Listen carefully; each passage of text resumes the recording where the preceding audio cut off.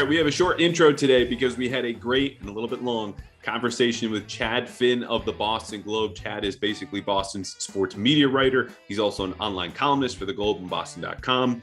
Been at the Globe since 2003, and we tackle two topics. Number one, reasons for optimism. Yes, optimism about the Patriots this upcoming season. Look, it's been a downer of an offseason between free agency and the draft. Coaching staff, we all get it. We've talked about it in this pod. I've talked about it on TV and radio. Enough for a second. Okay, it's summertime. It's a happy time. If the Patriots are going to exceed expectations this season, why might that be? Chad and I hit that for about 20 to 30 minutes. He was really good on that. The second part, we got a little meta. We were talking about the state of Patriots coverage, something that has kind of piqued my interest for a couple of different reasons. And some were as basic as, in light of that offseason, which we just hit on, has coverage of the Patriots become too negative? Has it swung too far in one way, or perhaps too positive in terms of, is there too much faith in Bill Belichick now without Tom Brady? So Chad, having not only just an outside perspective as someone who's not on the beat in it day to day as I am, I thought could lend a helpful eye, but also as someone whose job it is to judge, assess, and write about sports media. So some other topics we covered, just the NFL generally in the time of Zoom, how that's affected, how the Patriots storytelling has changed without Tom Brady.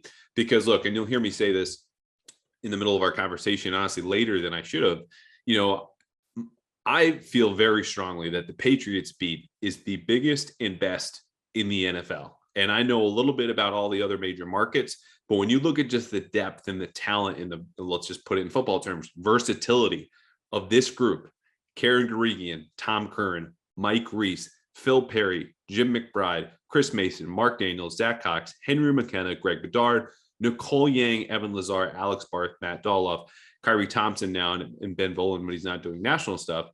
Like, just forget about it. That is as deep a roster of beat writers and information from film to big picture to some features to some, of course, hard reporting you're going to find matching anywhere else in the NFL and maybe even in pro sports. But of course, we're not perfect. How could things be better? Because I'm not going to have a whole lot of things critical to say about people that make me better every single day with the way that they work and kind of keep you on your toes, and how often I start my day looking at this, column in my tweet deck of just everyone that I just mentioned and seeing a story idea that someone had and executed and going, damn it, why didn't I have that? And so how much of my feeling about the beat does Chad share? How have things changed since Brady left in light of Zoom? What could we be doing better? What more positive, negatives I mentioned, just really sinking into that, because we got time. It's late May, so let's get meta in May. Two things before we get to Chad, though, I want to hit on quickly. The Patriots had their first OTAs practice available to reporters on Monday. I got sunburned, as you can see if you're watching this on YouTube. Beyond that, honestly, kind of uneventful. The play caller question is going to linger for months. It was the first thing I wrote in my recap, which you can find at thebostonherald.com, about how practice went. Mac Jones was sharp. A couple key guys missing from defense, and Matt Judon and Adrian Phillips. And that's about it. If you had to write how you think a practice would go in May, or even maybe the first few days of training camp, that's how it looked. It was fine. It was good to have football back, but that's all about you can really take away, as much as we don't want to sink into the details and everything that happened in practice. No pads, no hitting. It's just going to take some time before we learn anything. And I think that also goes for the play calling question.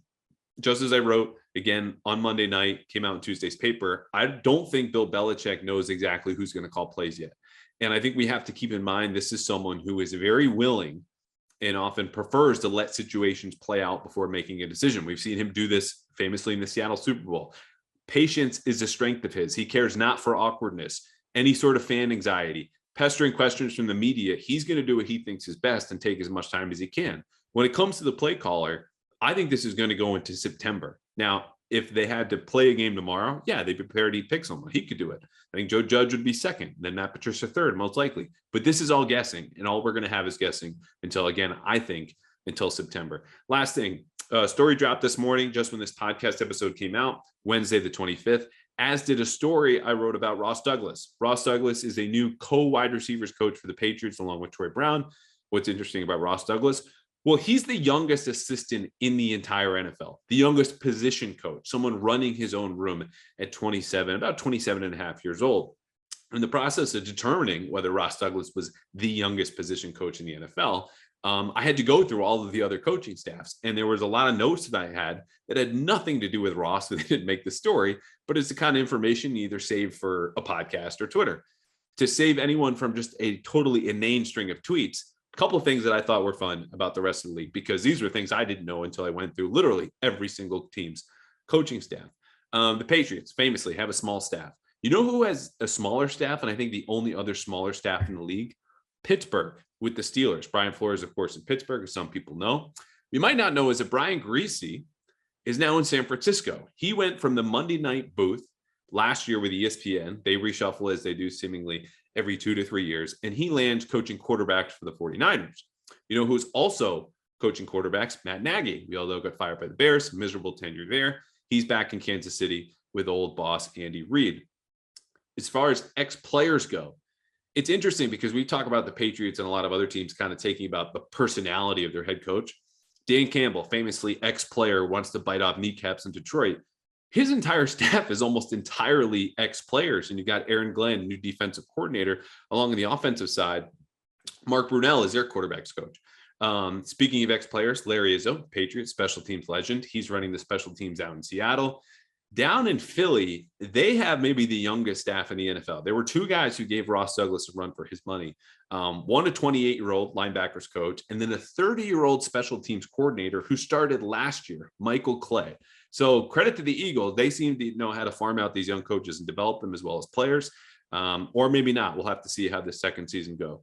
Last other couple of notes, super old staff in Dallas. Again, kind of teams taking on the identity of their head coach.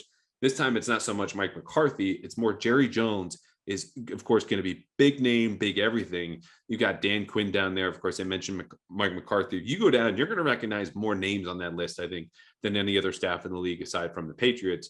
And then lastly, really, it's been a lot about quarterback coaches. There are multiple Kubiaks coaching quarterbacks in the NFL, not named Gary. I didn't bother to go find out if these are his sons, most likely, or cousin or nephew, or whatever. But a lot of Kubiaks out there coaching quarterbacks for what is now really a league based a lot in the Shanahan offenses. So the pride of Maine, Chad Finn, online columnist and sports media columnist for the Boston Globe dating back to 2003. Chad, honestly, I'm glad I found those titles shortly before you got on here, because I was just going to say columnist generally at the Globe. I feel like that would have been throwing at a dartboard with just a big bullseye, because I don't know how many columnists you have at the Globe, but you've been in that position for a while, and I appreciate you coming on.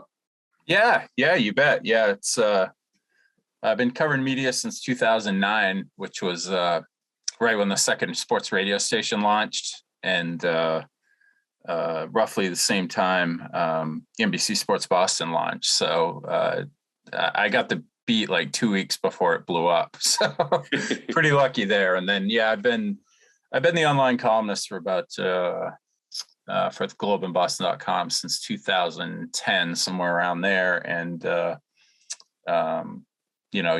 started using me in print a lot more a couple of years ago. So kind of a dream come true as somebody who grew up reading the Boston papers. Oh, yeah. I'd love to see that occasion. They do a nice job, too. And this is a very small thing that no one cares about, which is exactly how you want to start a podcast. But the illustrations, you and Tara and Gasper and everyone else, you all look so good there. Which isn't to say you don't look good now, but They gave me way more hair than I deserve. That's for sure. They would give you a nice head of hair. Yeah, man, I could use it. Yeah, I still have my old press pass photo from just before we went.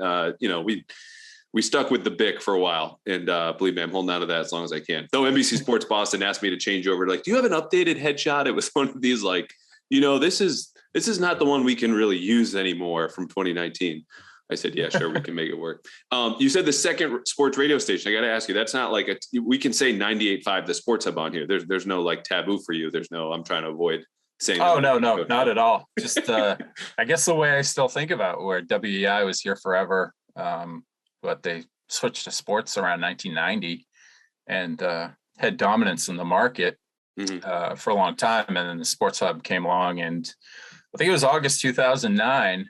And, within a ratings period or two, they had caught and surpassed WEI. They had a big advantage in that, the one advantage that they had was that they were on FM and WEI was still on AM at that point. And then EI finally switched over to FM. They probably should have done it a decade earlier, and things might have gone a little bit differently. So, and they've been battling back and forth, although it's a little bit lopsided the last few years. Yeah, we'll see how it goes. My girl Mego's on 2 to 6 now, and we're doing a great job.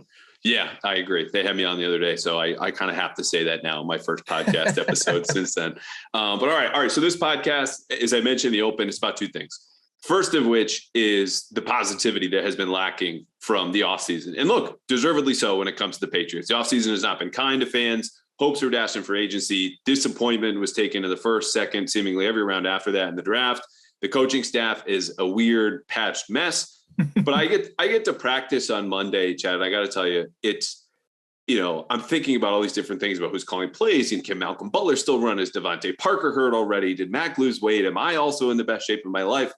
And you sit down and it's just 70 degrees. It's sunny and we have football for the first time in 4 months. So all of that kind of washes away with the help of some sudden sunburns, as everyone can see in my forehead. But like, there's room for positivity in this offseason. So look, even as someone who I think is going to see the Patriots struggle to lock up a wild card spot, there's some good to take out of this. And I thought you would be good from a fan perspective, because you also write so well from that of kind of, the tribal chief, as it were, of this is how we should feel and why, and not telling fans how to, but explaining where I don't have a whole lot of room for how fans should feel about this, except for on podcast. So I'm ready with my positivity.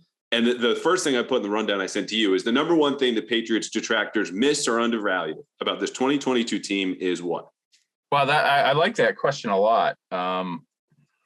One of the things that jumps out to me, I think, is they're pretty diverse on offense. We spent so much time in the offseason talking about they didn't get a top wide receiver. They didn't trade up in the draft to get one in the first round.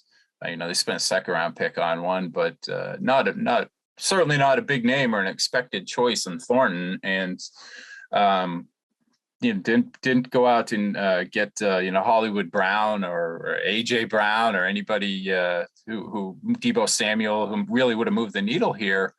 And it felt like a letdown, I think, to a lot of fans, understandably. But if you step back and take a look at the roster, the offensive roster, they got things to figure out for sure. Offensive line still, with Shaq Mason gone and just some things to sort out there. But I think they have pretty high caliber players, even though they're not stars. I really like Kendrick Bourne. I thought he brought a lot last year and probably will bring a little bit more in year two.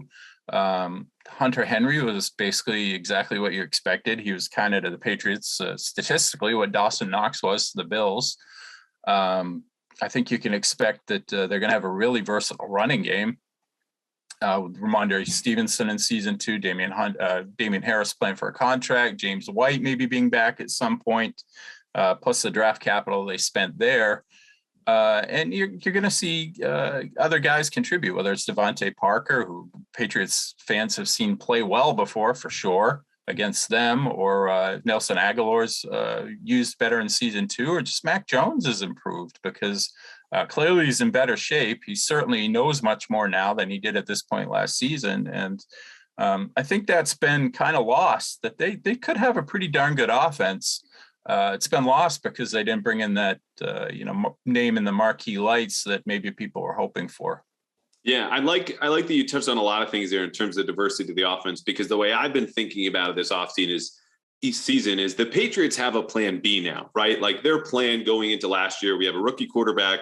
We're going to lean on the run and we might spread you out for a quarter or two. But if that plan doesn't work, or we're going to go with a fullback, we can't ask our rookie quarterback to drag us back. And it's also not only just because of Mac Jones, but just the weapons around him. They had Kendrick Bourne playing, coming off of COVID and didn't practice for a whole week, going into a pivotal game against the Tennessee Titans, said, yeah, come on and play. You haven't practiced all week, but we need you. Because you could think about that depth chart without him was Jacoby Myers, who doesn't scare anyone, does a fine job in the slot, Nelson Aguilar, who's playing peekaboo on a given Sunday, whether he's going to show up or not.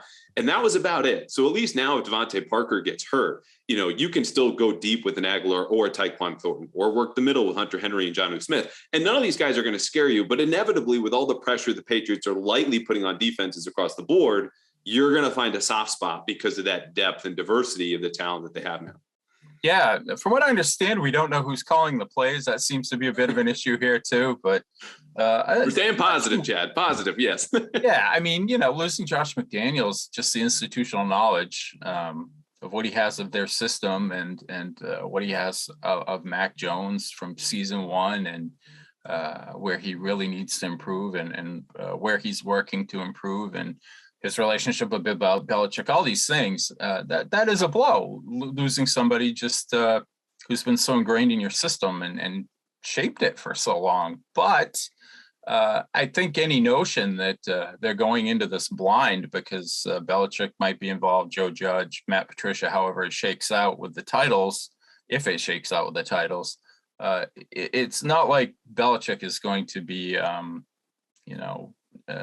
just completely dismissive of what needs to happen to get Mac Jones on the offense to take another step forward this year. And the other thing tied to that is, I think people are underestimating that Mac Jones could take a leap forward. He's probably not going to be a top 5 quarterback in the conference because it's so deep in talent right now. But there's a sense, and I think you get it a lot from listening to sports radio, that he is what he is, that he's a physically limited player who isn't going to get better from what he was as a rookie. And that's just silly. He knows more. He's clearly worked to get his body in better shape. There are ways to increase his arm strength. Tom Brady's arm now is better than it was 20 years ago.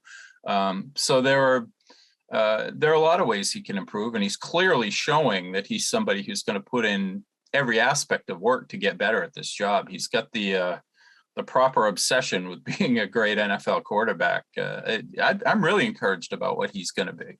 Yeah, and I'm glad you brought Mac up because that's the answer to my own question about what people miss. And this goes more, not miss, obviously people expect him to be better. It's a matter of degrees, but undervalued. Like if a quarterback is better, as we saw for years with Tom Brady and all the varying different rosters he had here, he can paper over a lot of holes on that team. And I think could this season. And if you just look back to how they finished, when Mac was really at his worst, understandably run down as a rookie coming off of a long season in Alabama, the draft process, training camp battle, and then of course, 13 games. If they start a little faster at Indy or at home against Buffalo or in Miami in that finale, they're probably winning 1 or 2 of those games. And that means you're winning the division and at home to start the playoffs. Yeah. I'm not saying the Bills don't win, but those are the margins we're talking about where you can expect him to not be as run down at the end of this season now in his second year. And I think when you look at the other weapons, he's going to be able to check into more plays and different plays, and the trust that McDaniels, as much as he loved this kid who was as pro ready as anyone, we said that before he got to be a Patriot.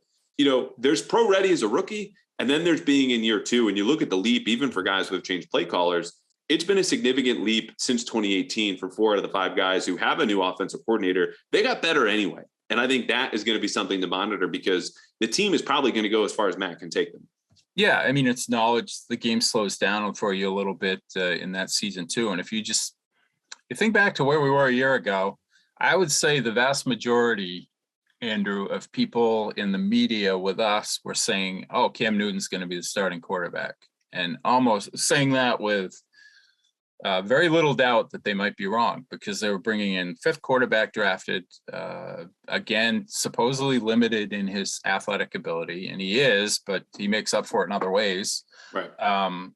And somebody who you just couldn't really envision at that point taking over the starting job and seizing it the way that he did, to the point that, past the halfway point in the season, they're in that number 1 seed, and everybody around the NFL is saying, oh my God, Belichick's done it again. The Patriots are going to be in this mix. And yeah, they fell off a cliff, but I'm not with the people who think the cliff defines how that season was and is going to define, more importantly, how this season is going to go. It was a learning process with a rookie quarterback who overall did a hell of a job as a rookie, especially compared to what expectations were. And I think that should buy him a lot of leeway with the fan base and the media going into year 2.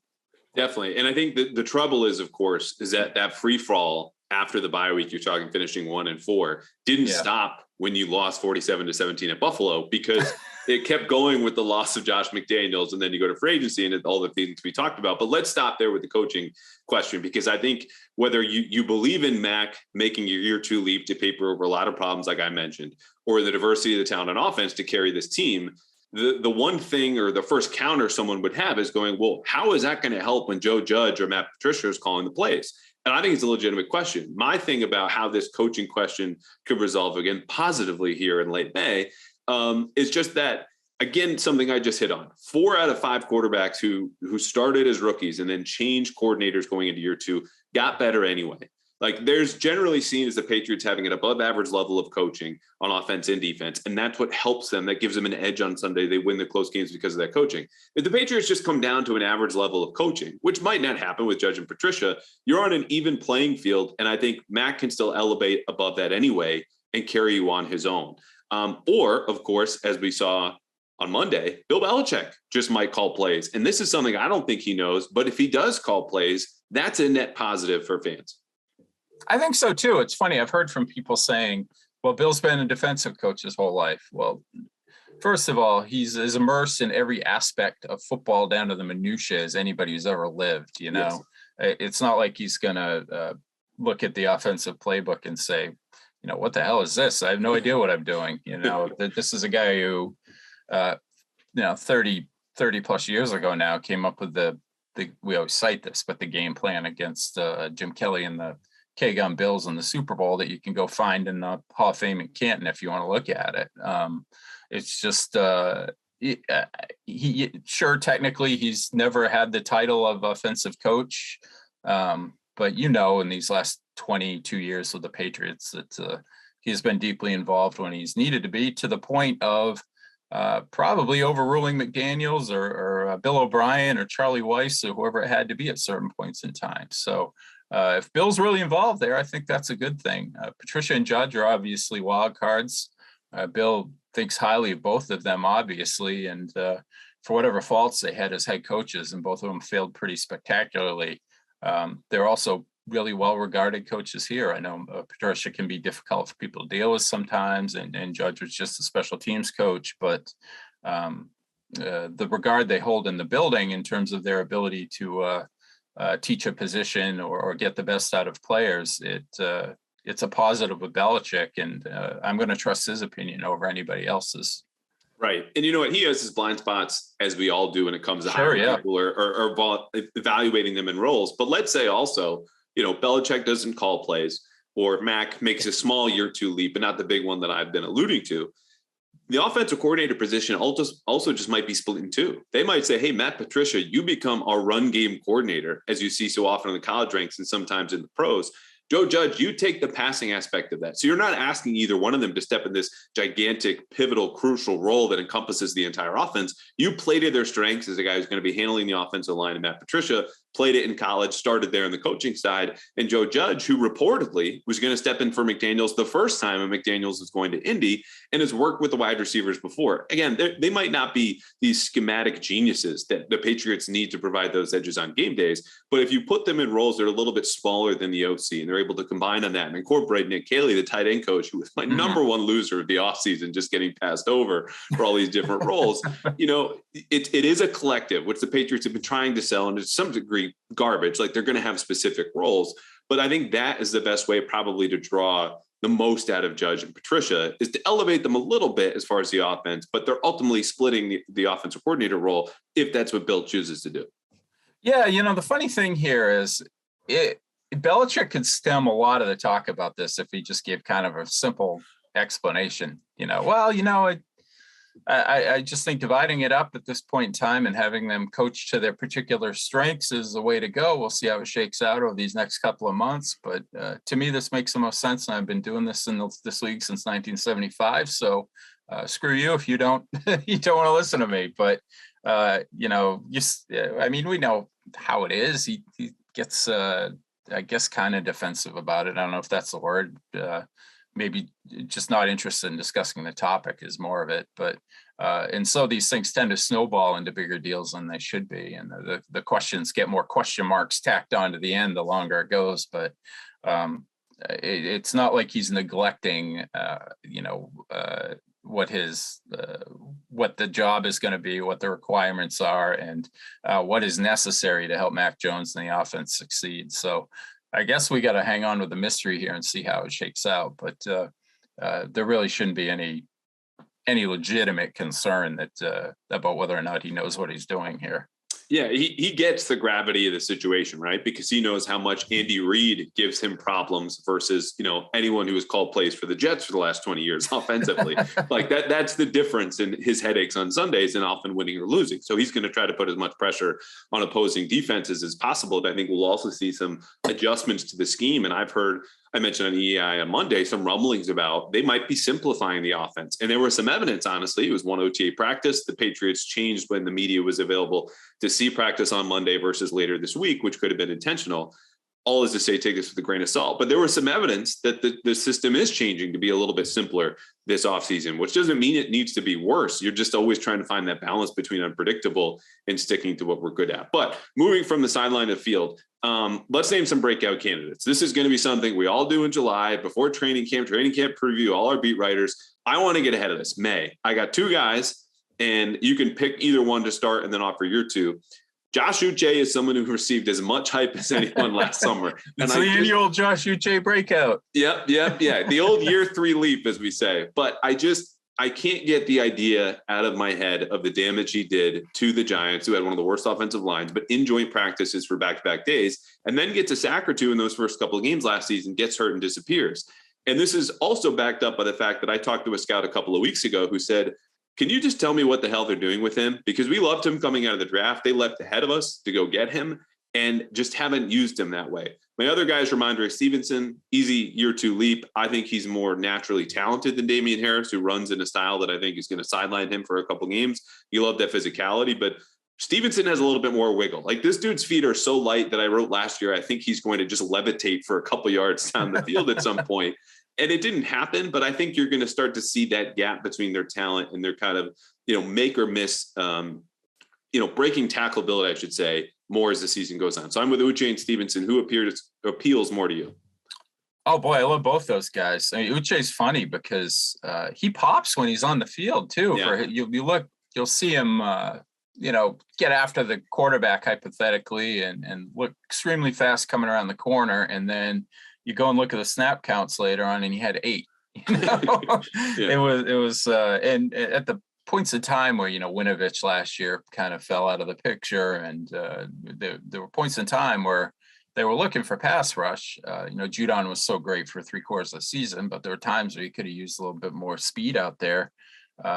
And he didn't really get the opportunity. That always kind of bewildered me. I figured it was an edge setting thing or him not knowing exactly where he was supposed to be at a level that they wanted, because when you saw the physical ability, he looked like a pretty good NFL player and somebody who could help them in an area where you're always looking for help. So yeah, he would be up there.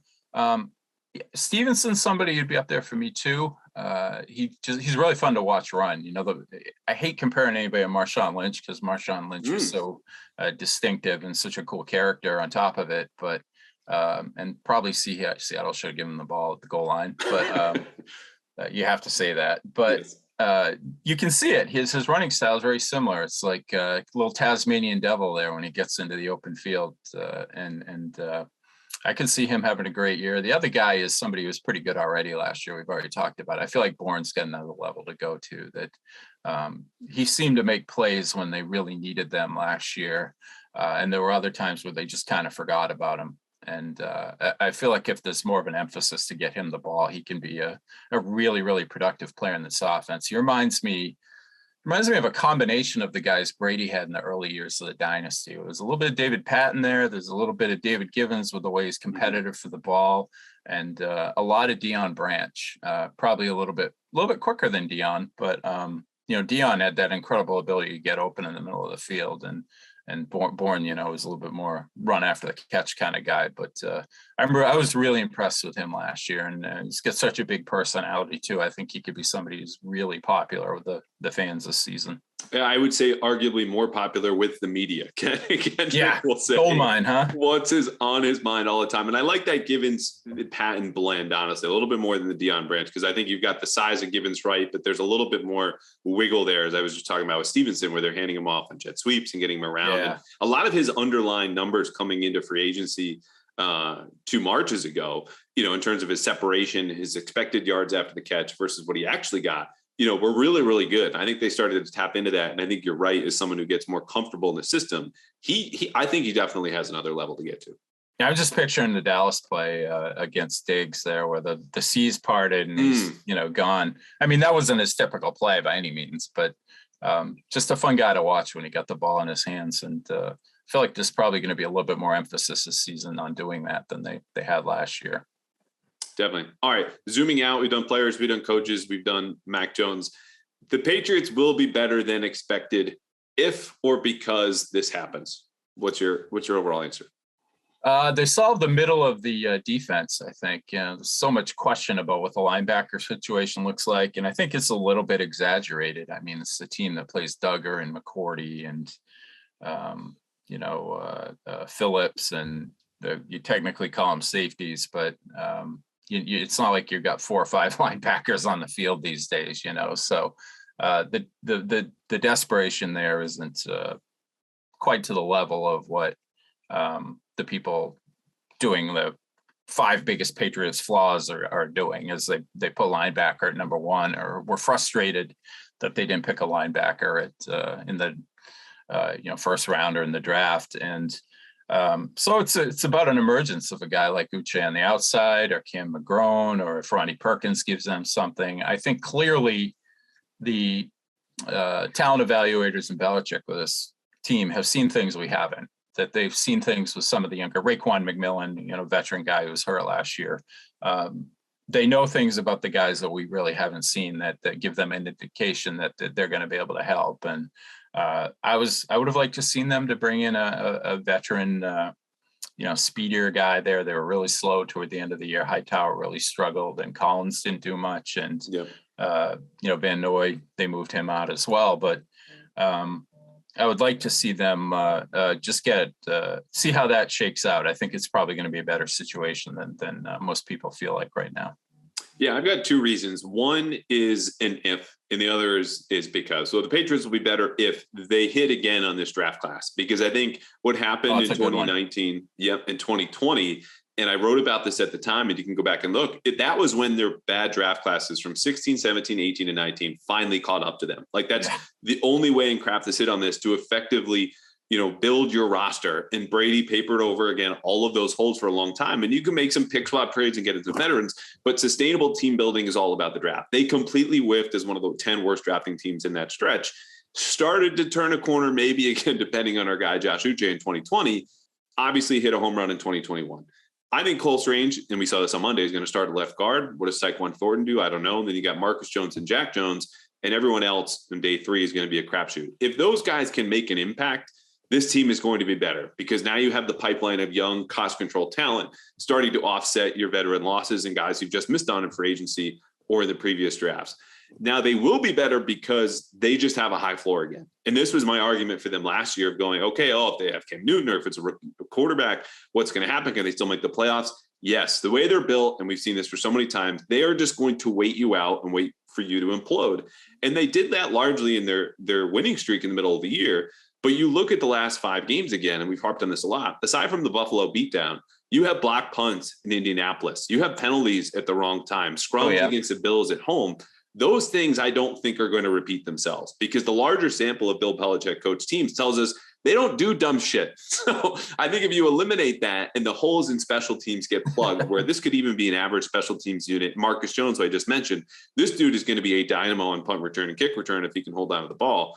Those just elevate your floor a little bit. And then the close games prevent you from dropping them in key spots, which they did last year. But for so many other years before that, partly because of Brady and partly because of not, they won those games. And I think they're just going to be able to wait out more teams that, whether it's the Vikings or the Dolphins or maybe even the Raiders or the Cardinals, are close to them in talent, but they tend to win out because they're going to avoid the mistakes in the third and fourth quarter that they just happened to make last year. Yeah, that was probably the most jarring thing last season, and the most uncharacteristic was the special teams mistakes recurring, because those are things that didn't happen over and over again with the Patriots the past 20 years. And made me wonder about Cam McCord and his role in the pitch on the staff. And I remember Belichick berating him on the sideline once, and just thinking, good Lord, I'd love to be able to hear that conversation right now. But the one thing you can almost always count on with the Belichick team is they're going to repair their problems somewhere along the way. And if they didn't get it done during the season last year with those sorts of things, you can be 99% certain they did in the offseason. Yeah, they're the NFL's best problem solvers. This goes on offense, defense, special teams. I think special teams will just get better. Again, knowing the issues that you had. And then defensively, look, they started to pivot and play a lot more zone starting week 5 and 6, and that helped buoy them for as long as it could, when inevitably they just lost the talent battle there with Buffalo. All right, so last zoom out, and then we'll pivot to talking about coverage. The Patriots ceiling. We painted a very rosy picture. We understand there are reasons not to. For me personally, I think it's the divisional round. It's hard for me to put them in that Final Four where I think they could spring an upset of maybe it's the Chargers or the Chiefs or the Bills, or I think the Raiders are going to be, the Ravens are going to be a lot better this year. But I just don't think you can win 2 and win 2 likely on the road to get to the AFC Championship game. Does that count as progress, around further? Yeah. Yeah, absolutely. I think. I do too. I don't know if it's tolerable for the fan base that is, say, 33 years old or younger, who, when they're about 10 years old, they were introduced to Tom Brady and Bill Belichick and got used to a certain level of success. And somewhere along the way, completely lost track of what life is really like in the NFL. And I mean, it's what they did was not unlikely. It was unprecedented, and it's not going to be matched again. And it takes a lot to climb back to that level. To win one Super Bowl, to get to a Super Bowl, is an achievement. I think we knew that for a long time as Patriots fans. I'm much older than you are, and I remember '85 when they finally beat the Dolphins and got to the Super Bowl and got stomped by the Bears. But just the anticipation and the thrill of that happening, of them getting there, and then again in '96, oh my God, they might win the Super Bowl. Somewhere along the way that dulled because you got so used to it. And hopefully people come back to the pack a little bit here and realize, oh yeah, it is an achievement to get deep into the playoffs and to keep building toward winning a championship, and hopefully more from there. But this is a process, and I think if they got that far, and I'm with you, I think that's reasonable and possible, and probably their ceiling this year. That's good. That's progress. That means Mac Jones had a good year, that some of the young guys really stood out, that roster moves that Bill made, at least a few of them panned out, and they're trending the right way. And you'd have a lot to feel good about, even if the end of the season wasn't something you felt great about. So I think that's a reasonable outcome, and I think it would have to be considered a successful one, given how they're not rebuilding, but trying to reload. Yeah, retool, reload. Again, that's just like the branding part of it, which I argued in 2020. Rebuilding and tearing things down is all about branding. Are you playing the young kids, or are you trying to lose? Well, in reality, it's the same thing. It's just about how you convey that and brand it. But for the Patriots, I think you're right. And it's speaking to the larger reality of the NFL too for a second. The Jaguars have won a playoff game more recently than the Pittsburgh Steelers. So let that dose of reality kind of sink in about expectations about how the Patriots and their success fits into what really is how everyone else experiences football in the league. And I just brought up the Ravens, who I think, again, are going to be much better. John Harbaugh, right next to Mike Tomlin, is among the longest tenured coaches in the NFL after Belichick. He's been to one Super Bowl off the top of my head in 2012, and they came close in some AFC championship games, but that's one of the best run organizations in all of football. And seems like they're good every year, even though they aren't. One Super Bowl. Yeah.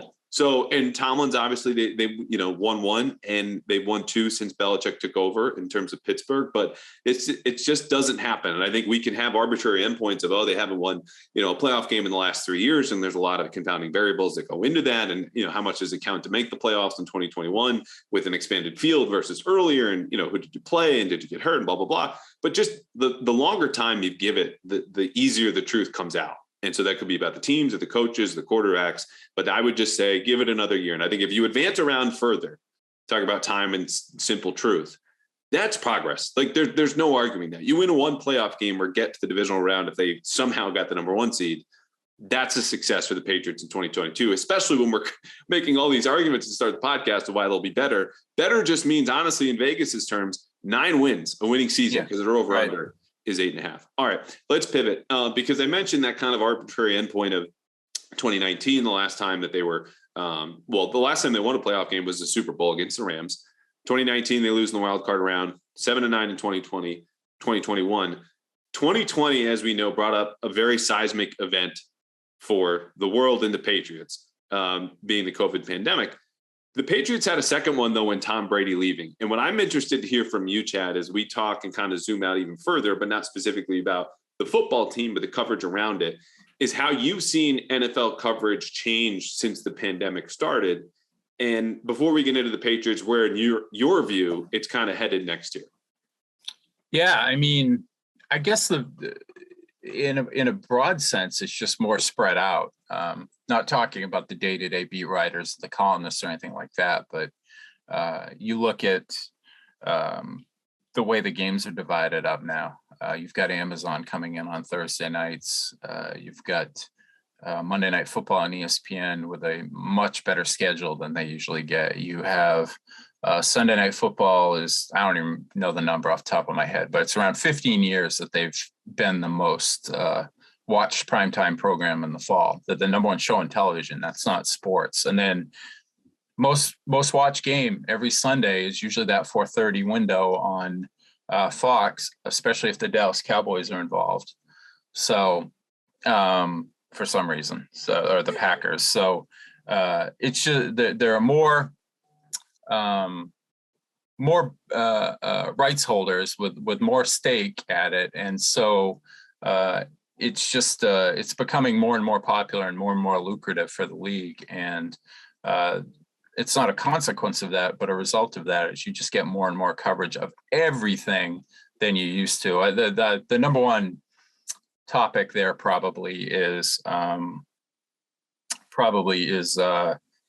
they cover the schedule release, which would have been 20 years ago. It would have been 2 column inches on the agate page in the newspaper of the games in the right order. And now it's this huge event where it leaks out, and people like you have this one's on Thursday night, and NBC has this one, and people eat it up. Fans love it, and the NFL has figured out a very lucrative way to market every little aspect of the sport, and we have to cover it because the fans really want it. They want every little aspect covered, from the draft to the schedule release to when you actually get around to playing the games. So it's a year-round thing now, as you know. Yeah, definitely. It's interesting to hear your perspective start from a TV standpoint, because I think that's true, and it affects the largest audience, right? Like whether we're media or whether we're fans, we're people even inside the league. How do you consume it? Well, you can consume it when it's all around you. And I think it is certainly spread out and will continue to be spread out. The thing that caught my attention in the last 2 years is because, of course, with COVID going around, all of our conversations with players and coaches, for the most part, were just like this. They were via Zoom. So you had the same storytelling, not only just spread out around you, but also kind of watered down, right? Because we're getting the same quotes and we're having to manufacture the same stories. But the conversations like we're having is as if, you had young kids sitting behind you, or your boss was overhead. And in this case, the boss of the Patriots players and coaches is Bill Belichick. So they're very buttoned up. And I think the storytelling suffered to a degree. Now, my answer is not to say that's an excuse for why, storytelling and the coverage maybe suffered as it is just be better, like work around those Zooms, something that I tried to do. And I know a lot of people on our Zoom did, but now we're going back into the locker rooms. And it's interesting to me how that dynamic will shift, where obviously the relationships with the players will be better. The coaches the same way. There's so much that's unspoken and left, on the table when, you're doing Zoom versus in person. My thinking is that when we look ahead in a couple of years, not only do you have all of the coverage around you, I think we'll see a lot more integration of player media, where Devin McCourty has his own podcast and has for a while, very successful. And now you'll have an ability to just talk in person with some of the other reporters. And those players might say, hey, come on my podcast if we have a good enough relationship, whether it's, Devin with Tom Curran or Mike Giardi or someone he's close with. And because you're just bringing everyone a little bit closer, but the players know I don't necessarily need you to tell my story, which has been a real evolution in sports journalism the last 10, 15 years, because I have my own platform, whether it's a podcast or social media, but there's still value in having those relationships. It just might be on a different platform in a different kind of more even playing field as opposed to subject in journalists. Yeah, so much of that is just dependent on the personality of the player and the reporter, and whether you actually click. One of the, the best way to build relationships is just to put the notepad away sometimes and BS with a guy for a few minutes. So my experience with that is more baseball than football. I covered the Pats pretty regularly for about 4 or 5 years, but not so much in person the last 6 or 7 years, unless it's a big game, as you know, as a columnist. But my sense on that beat was it's what you make of it, because and I mean that in a good way, where writers have a real chance to do something distinctive, because what the Patriots give you is generally the same thing for everybody. You get these players on this day, you get Bill on this conference, this press conference in normal times, not in Zoom times, COVID times, you know, at this point in the morning. And you put in your requests for other guys, and you have your other relationships that you talk to, and you can get little things here and there, but I think it pops on the Patriots beat who actually hustles and who is just kind of taking what's handed to them, because I think with probably 31 other NFL teams and across the board in other sports that I can think of, there's generally a lot more flexibility than what the Patriots give you in terms of being a reporter and seeking things out. So you have certain reporters who are really good mining data. You have certain reporters, like Karen that you work with at the Herald, who is really, really good at telling personal stories. You have, I don't want to talk about my colleagues too much, but like Jim McBride is really good at getting information about injuries and transactions and that kind of news. And there are other people who are better at the big picture, maybe not just for the Patriots, but how the Patriots fit into the rest of the league. And you look around the beat, Tom Kerr and Mike Reese are guys who've been here a long time. They're really different. They're both great at what they do. They've been covering this dynasty since the beginning, but you never mistake one for the other because of the way they cover the team. Mike's got all the quick hits and data and snap counts and context and perspective, and Tom tends to think broader and is really good at callbacks on things he's seen with his own eyes along the way in those 20 plus years of covering the team. And he's obviously has a great sense of humor that comes through in his writing. Everybody thinks that you're getting, as a Patriots writer, you're all getting the same stuff, and to a degree that's true, but the other end of that is you can really stand out individually if you put a little extra effort in and find a way to go beyond what the team allows you for access and information. Definitely. And I think that, specific to the Patriots, because it's obviously what I've known since I came on the beat in 2018, the access they provide is really second to none, and at least has been, the last 2 years, where we're having 850 some odd Zooms in 2021 alone. Was it that many? Wow. Yeah. Including players, coaches, I didn't even get to all of them depending on what it was. And that's, there's part of that is the attention that the team commands. You've been winning this long. You have that much media interest. It's easy to do Zooms and you have a large beat to kind of service. But there were teams that did fewer in markets that were, of similar size. So I give them a lot of credit on that front. But of course, they're handcuffed by the idea that, the old line in The Departed, the general philosophy of Bill Belichick, media is going to be, treat them like mushrooms, keep them in the dark and feed them shit, and that's understandable. They want to preserve their competitive advantage to a degree as much as they can. Some other things, whether it's rookie numbers, even as incremental as that might be. What I really want to get at is everything. They do. They consume everything. File. Yeah, it cycles through all their departments, PR, marketing, football operations. They're taking note. Is that I think, and I'm curious about your perspective of the tenor of the coverage of the last 4 or 5 months, because I started this talking about the pandemic has shifted. We talked about Zoom.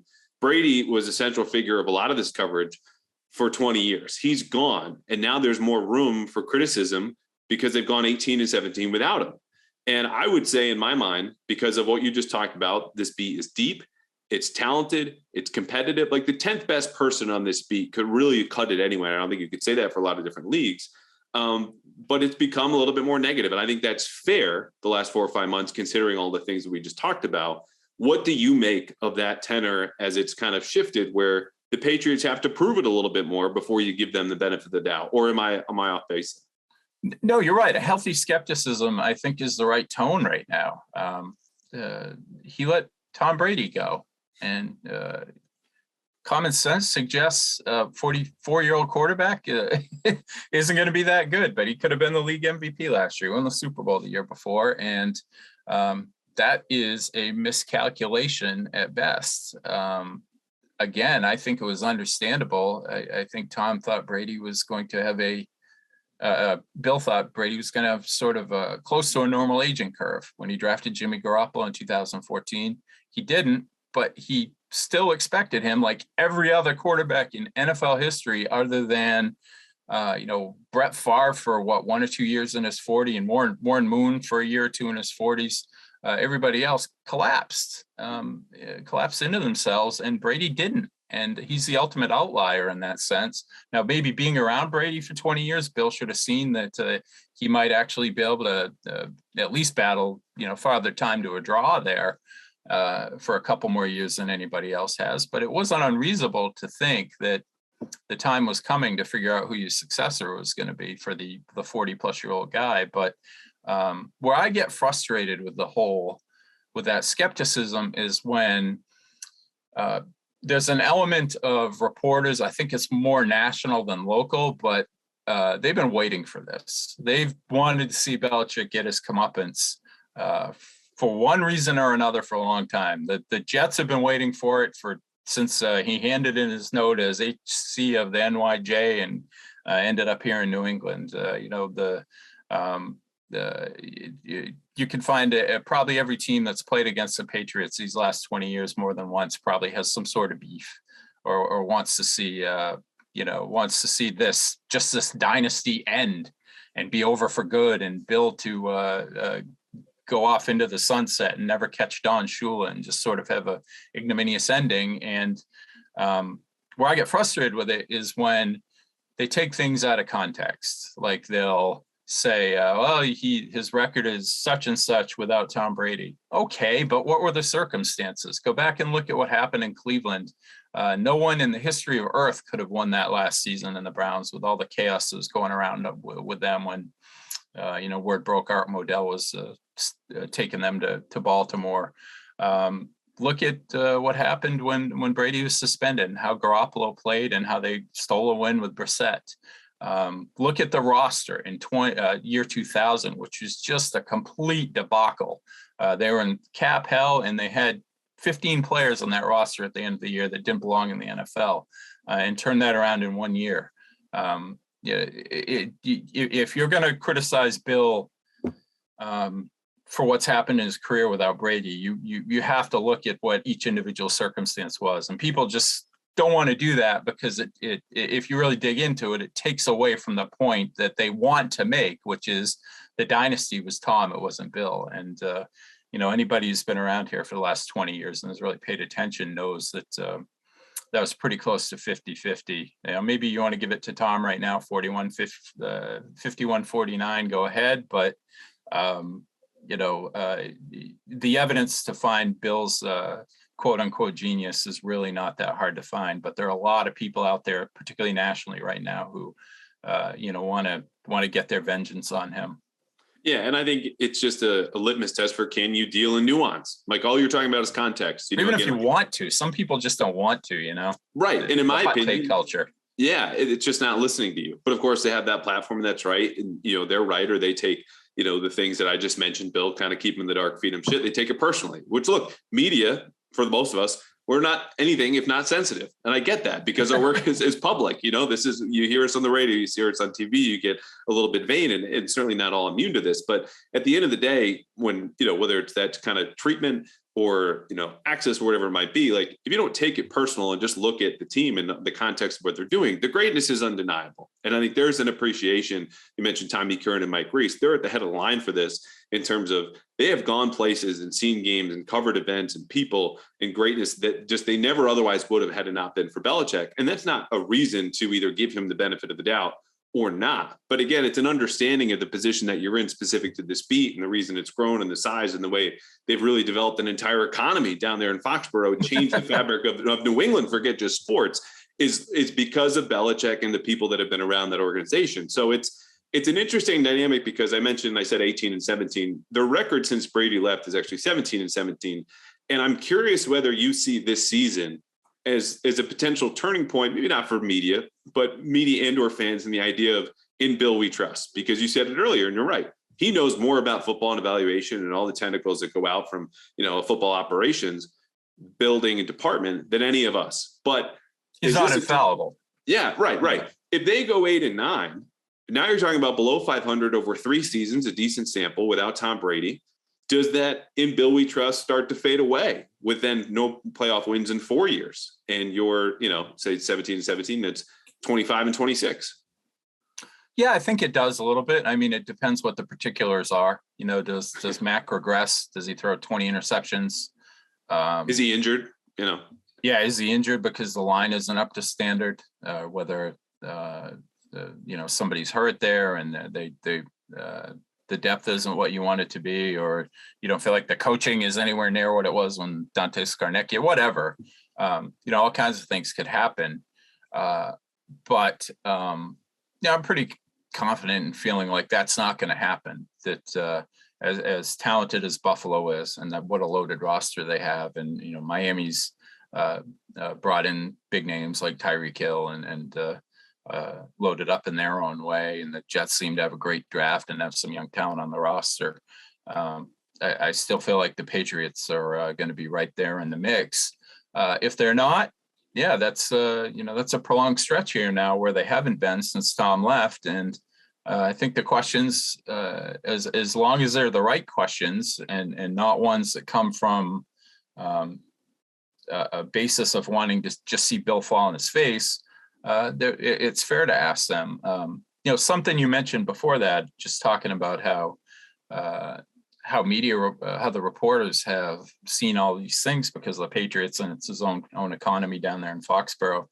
I always find it, as a media writer, really interesting when people acknowledge that. Like Curran does it all the time, where he remembers covering crappy teams or growing up around here and watching crappy teams and recognizing that a lot of the opportunities that come along for you as a reporter, the Patriots carried you along that way. That doesn't mean you have to cover them in a certain way, that you have to be referential to them. You can't question things, but I think it's good to acknowledge that. And I think Mike probably does it too. And, I've heard other reporters that don't. I know Tom mentioned it to Greg Bedard once, and Greg was like, nah, this is all us, where our hard work is the reason that we get all these opportunities. And that's part of it. But I think if you spent your career covering the Jacksonville Jaguars, probably some high profile opportunities wouldn't have come along that have for so many of these Patriots reporters. And it's okay to acknowledge that you've been pretty fortunate in the team you've been able to cover for 20 years, because it's like covering the Niners in the 80s and the Steelers in the 70s combined with the success that they've had. Yeah, it frankly enriches your career. And if your career is a significant portion enough of your life, it's enriching your life, as much as we talk about the BS day-to-day or things that might happen, because that's just, Belichick's larger attitude towards how to handle the media in terms of protecting the team. But I think it's an interesting line to strike. And like I said earlier, I think the tone that the beat collectively has struck, and it's so big that maybe categorizing our tone collectively is unfair because there are many diverse voices within that. Really are. Yeah. I mean, everybody is different. But by and large, I think we understand the thing that's going to carry us and carry you, particularly in this market, is good work. And there's so much of that being done, which is all to say, I think it's been a fair tone, but I was really interested to hear your perspective as someone who's been on the outside, but, writes about media for a living, to see what that is, and not any sort of validation of my feelings. If you disagree, I'm more than happy to hear that, because I'll tell you, next month, I'm going through all of my work from the past year, as I do every June. It's just a lot of self-flagellation of what I did wrong or could do better for next season. But it's an interesting turning point, I think, in terms of the media attitude and fan attitude towards the team and how this is evolving in light of the pandemic, Brady leaving. And now what does Belichick do? Not on his own. He's, of course, leaning on other players and coaches, but without the greatest player ever. Yeah. Well, my thinking in terms of from a columnist standpoint, and this applies to media too, is I want to be right. I don't care about having a hot take. I know I'm supposed to care about clicks, but I think you can, if you're good enough and you put enough thought into things, you're going to get the audience even without having a headline like Belichick should be fired if the Patriots lose their first 2 games or something. It's much easier to be the hot taker, to get on sports radio in Boston, to get attention of Felger and Maz, or Lou and Christian and Mego, or whoever it happens to be. It's much easier to get that attention by having something that can be a talking point for a day, even if there's absolutely no basis in reality for it. Like the other day, this isn't a Patriots thing, but the other day, one of the hot talking points in the city was, did Jason Tatum fake his injury to come out late in the game because he's playing so bad? That's stupid. Of course he didn't do that, but keeps your phones ringing for a little while. The harder thing to do, but the more fulfilling, is to be somebody who comes up with something interesting consistently, or comes up with an angle, or mines the data and finds truths in there that aren't evident by just watching the game one time through.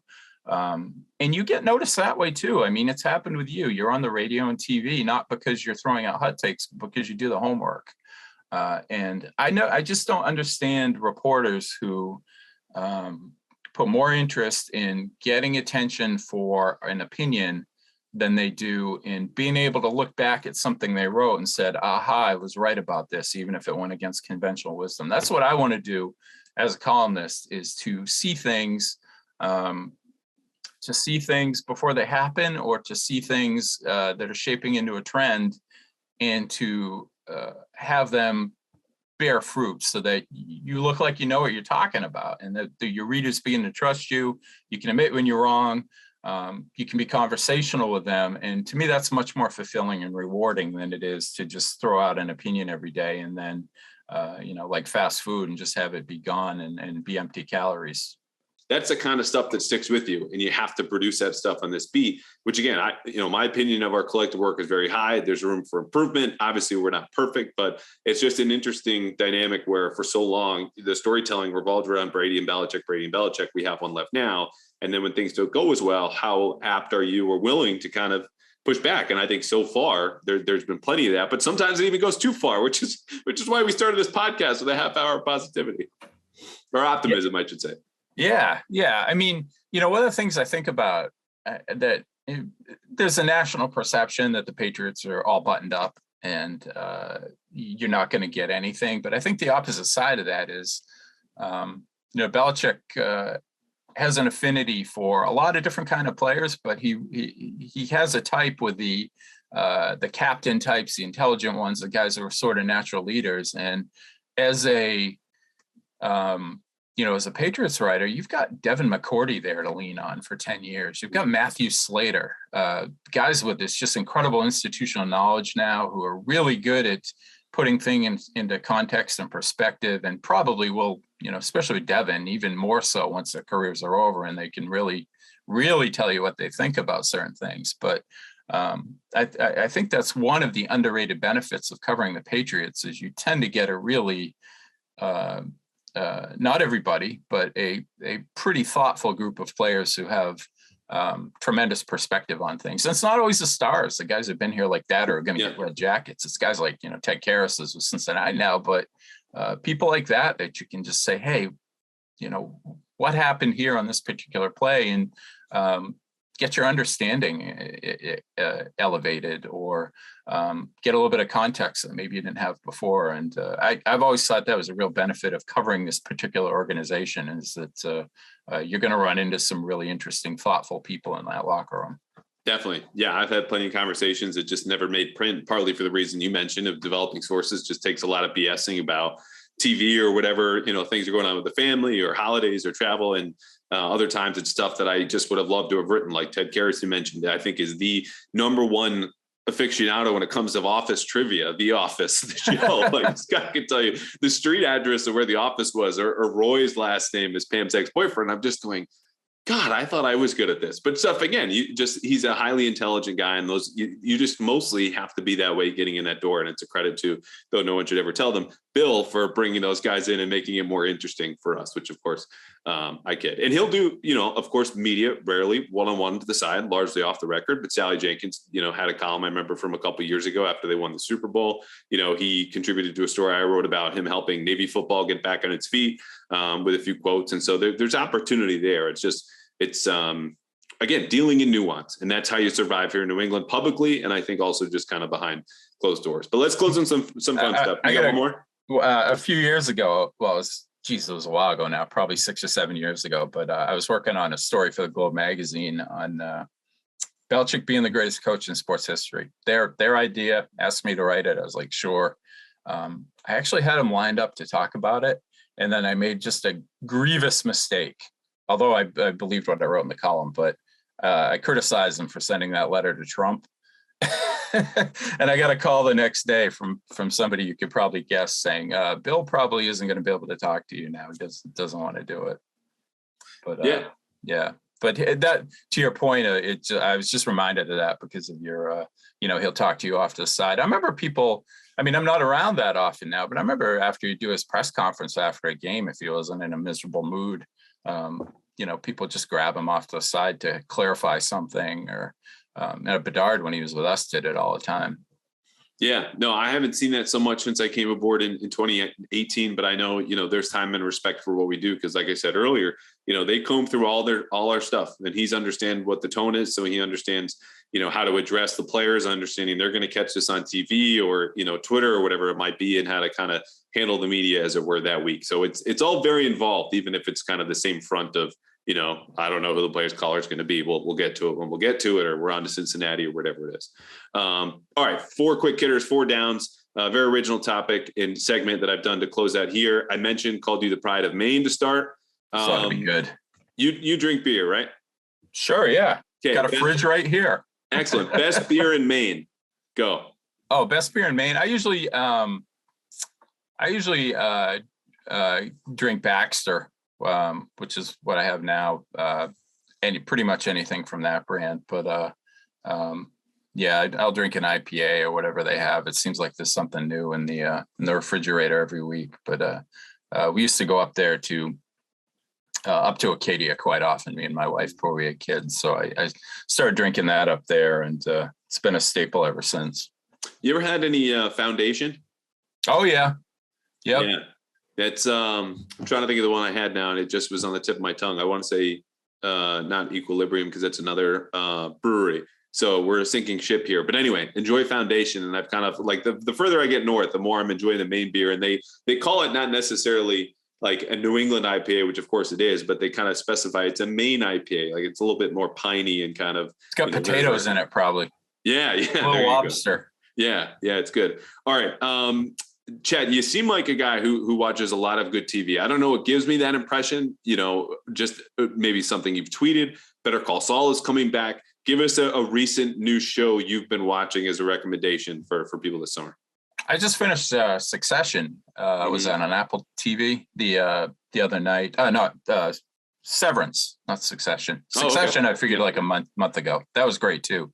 But Severance with Adam Scott, who was from Parks and Rec, completely different role now, to say the least. But I really like that, and has a great cliffhanger for the second season, which it got picked up for. I actually haven't started watching this season of Better Call Saul yet.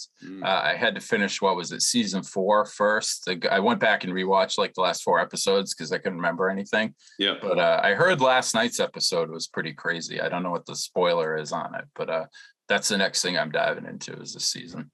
Yeah, I'm where you were. Got to finish season 4 and want to recap, which, it all sounds like hard work, but somehow I can't remember anything anymore. Yeah. If the show's gone for 2 years, my kids are all fired up for Stranger Things coming back Friday. And I'm like, I think they were in Russia or something. They should probably get out of there now. Yeah. Are they in college now, or like what's going on? Yeah. Best game you ever covered? Oh boy. Probably has to be the Malcolm Butler Super Bowl against Seattle. I missed the interception because I was writing, and you didn't know the outcome at that point, whether they were going to win or lose. So I got 2 files going. Patriots break their drought Super Bowl. Patriots lose the Super Bowl again, and I'm sitting here on the keyboard typing, and you just hear this roar that immediately I thought, that was not if Seattle just scored a touchdown roar. And you look up and, he's running off the field, and everybody in the press box was just like, is that Butler? Is that Malcolm Butler? And of course, you find out, later on all the machinations that went into putting him in that particular situation. That was a Do Your Job documentary, right, where they had the footage of him practicing that exact play in the build up to the Super Bowl. That'd probably be it. But I've been lucky to cover so many things. I actually.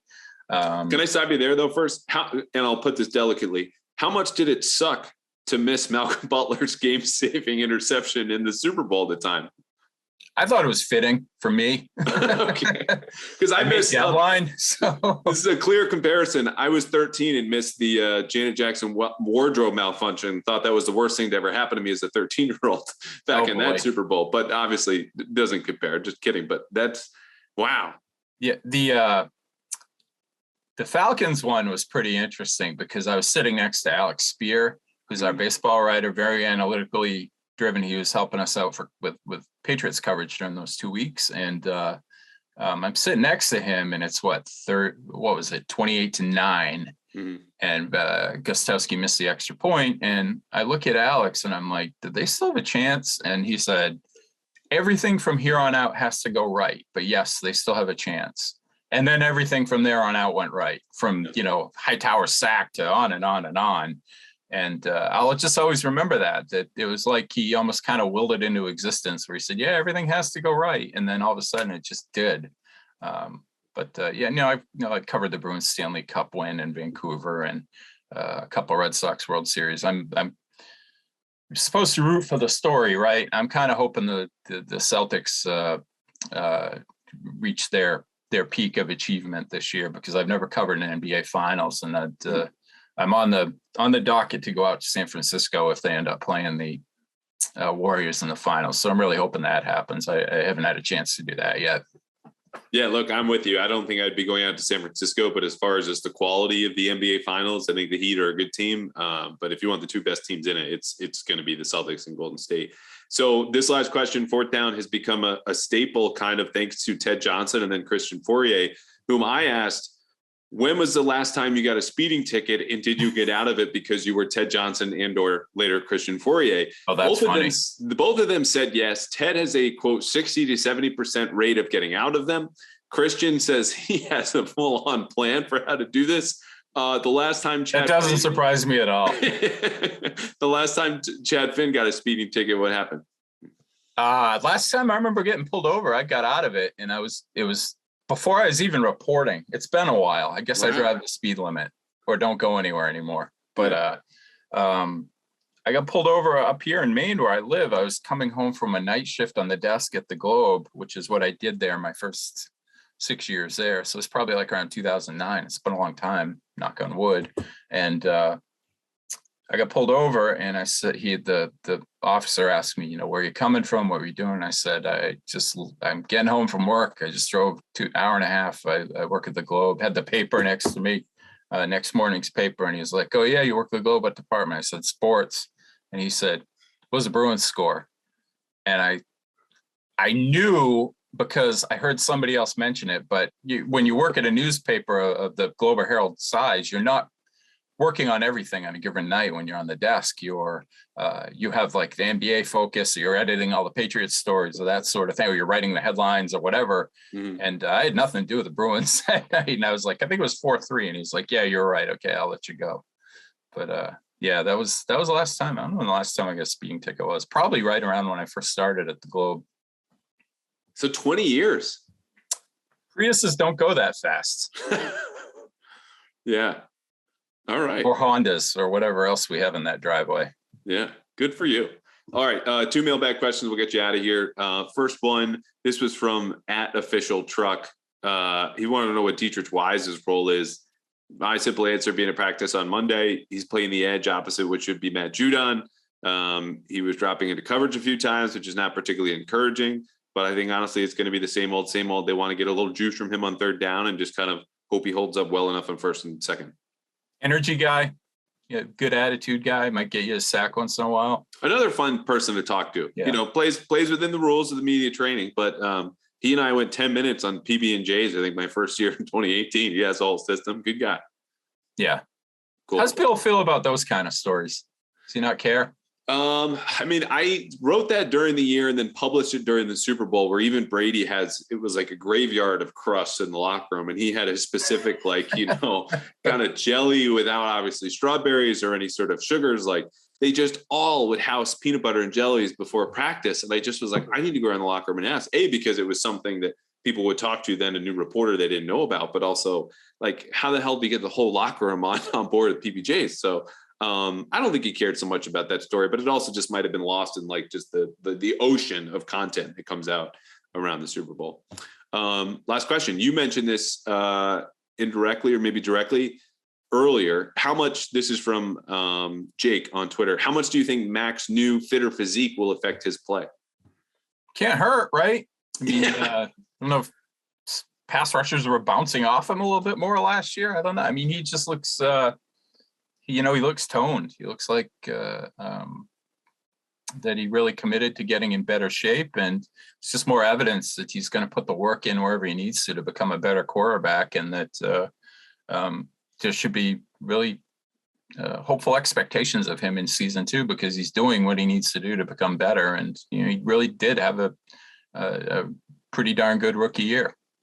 Definitely. Yeah.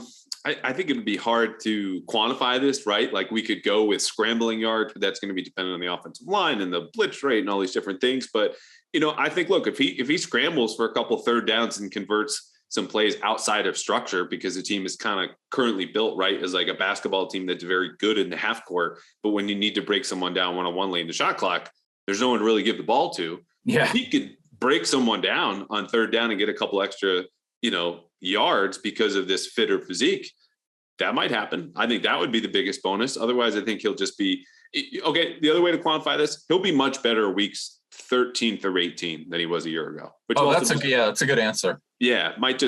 You're not a rookie anymore, but that's what he was talking about when we last spoke with him, is he's trimmed down and now he's going to bulk up, probably add another 5-10 pounds for training camp and stamina. Take those hits. So yeah, we'll see. I would say either third downs or, check back in late July when we're all in the best shape of our lives, self not included. And we can cover more than that. All right, Chad Finn of the Boston Globe, boston.com. This is fantastic. I really appreciate you coming on. Hopefully bring you back, and we'll just, maybe we'll review everyone else in June next year, and we'll do some self-flagellation for myself. But you can review the beat as a whole after the third season here post Tom Brady. But I really appreciate your time. I'll just come on and we can rip each other's stories. That's what we'll do. Excellent. Yeah, that sounds good.